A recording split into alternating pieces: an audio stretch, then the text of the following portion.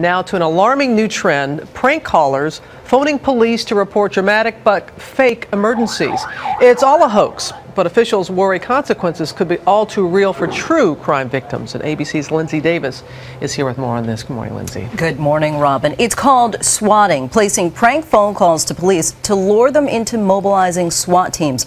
By manipulating computers and phone equipment, the hackers or swatters call 911 operators around the country and make it look like the calls are actually coming from the victims themselves. It's a growing problem across the country. It was the call that launched an 8-man SWAT team. I've got 2 people here held hostage, all right? Okay. Now, you know what happens to people that are held hostage. Assault rifles drawn, the team swarmed down on this Colorado Springs house. Inside, a teenage girl and father, bound and in critical danger.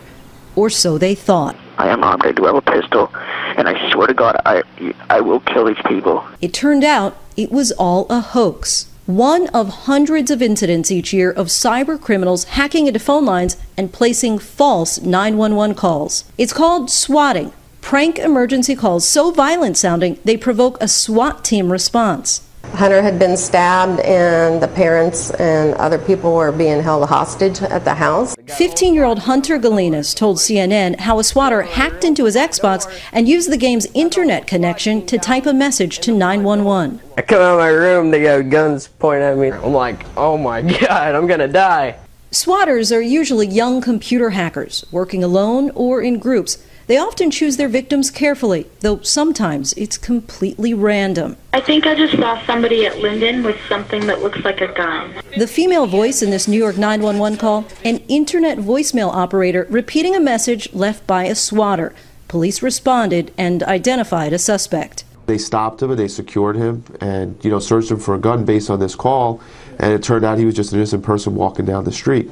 Some of the motivation for swatting has been revenge to their victims, or it's been ego or bragging rights. The FBI is cracking down on swatting.